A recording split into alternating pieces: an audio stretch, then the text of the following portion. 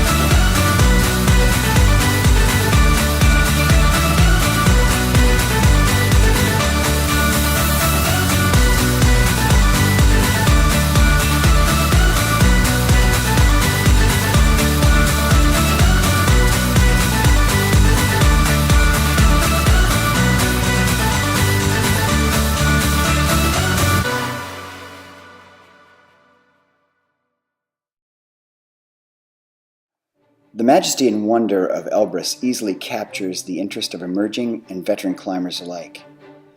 Drawing from the four corners of the United States, our team is no different. Iowa dairy farming mogul Kelly Cunningham and his son Josh, Texas realtor, form the base of our compact team. Newly retired from J.P. Morgan Chase, Eric Tutterow is fresh out of the Colorado Highlands and is on his second attempt of Elbrus. Lisa Ruiz, an emerging entrepreneur in the field of accounting and advocate for the Robin Hood Foundation, joins us from New York, while longtime friend of Lisa, Robin Doyle, managing director at J.P. Morgan Chase, hails from New Jersey and fills out our fifth team spot. Sonam Saxena, father of two, and project management for Skykick in Seattle, Washington, fills our sixth spot. The final team spot is spoken for by myself, a video production entrepreneur from Fargo, North Dakota, and father of four. No summit attempt and journey of this magnitude should be undertaken without experienced guiding leadership. Collectively, we have chosen Rainier Mountaineering Incorporated as our guiding leadership, and we will not be disappointed by our RMI guides Pete Van Deventer and Mike Hoedl. Mike is a veteran climbing guide and new to Elbrus, while Pete is a senior guide with RMI and a veteran of this peak, having led similar expeditions on this mountain in the past.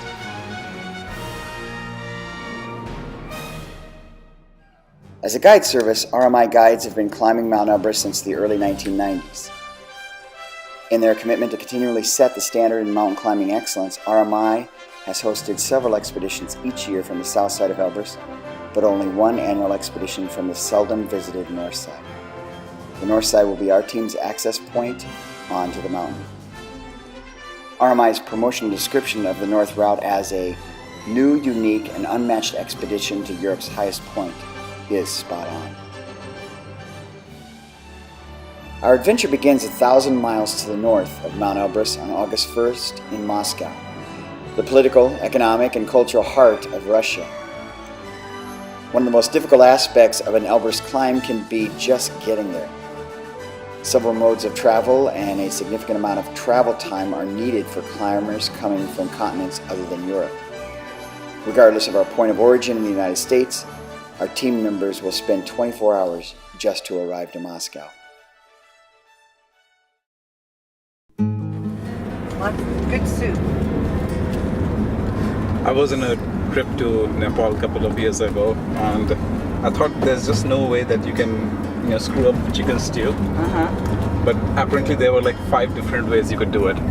And they found all 5? I think so. The perfect storm. So outside of Moscow, it's shitty food. That's what I understand from my friends who have lived in Russia. So we'll find out. Hopefully our cook is pretty awesome, and then we don't have to complain about anything. Oh no, the mountain food is awesome. You know it.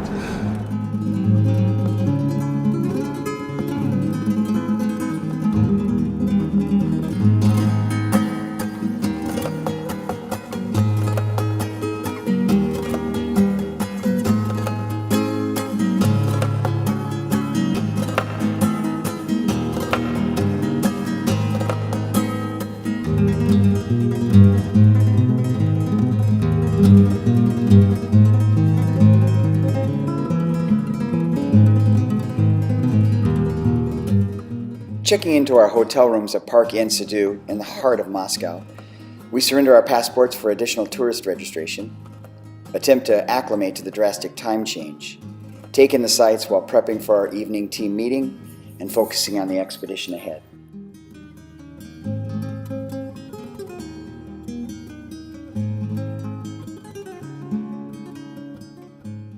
Most of those who attempt to climb on Mount Elbrus spend time in Moscow and or St. Petersburg as initial gateways into the country and for an initial staging location for the extended Elbrus climb.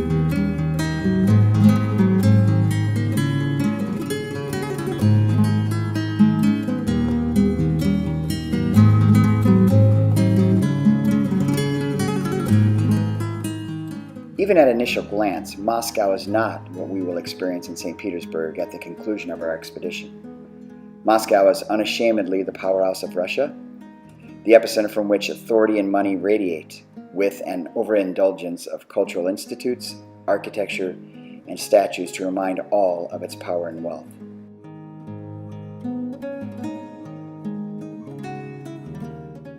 Grandeur is what Moscow does well. Buildings from Ivan the Terrible's St. Basil's Cathedral to Stalin's 1950 skyscrapers are massive and impressive. More architecture, museums, and shrines than we will ever be able to cover on foot in one day. Moscow's museums, of which there are more than 80, house world-class collections from spacecraft to modern art.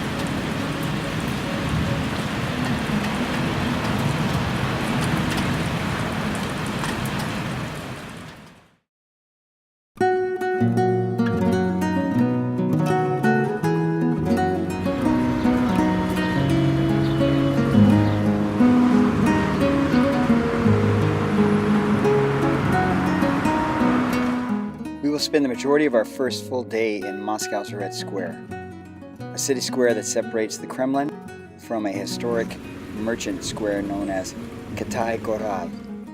Red Square is often considered the central square of Moscow since Moscow's major streets, which connect to Russia's major highways, originate from this very place.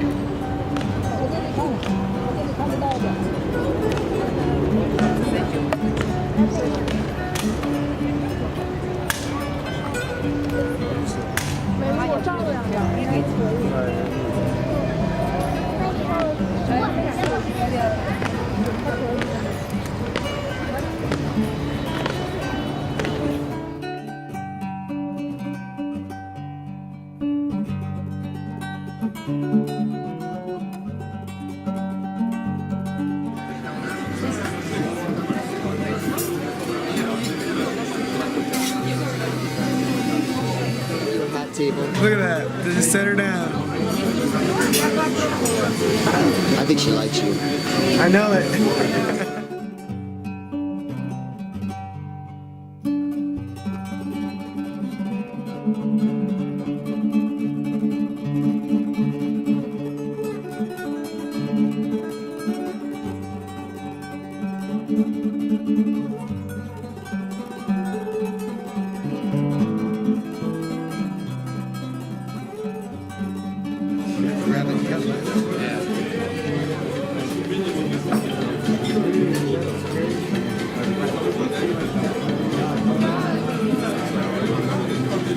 Sexy man.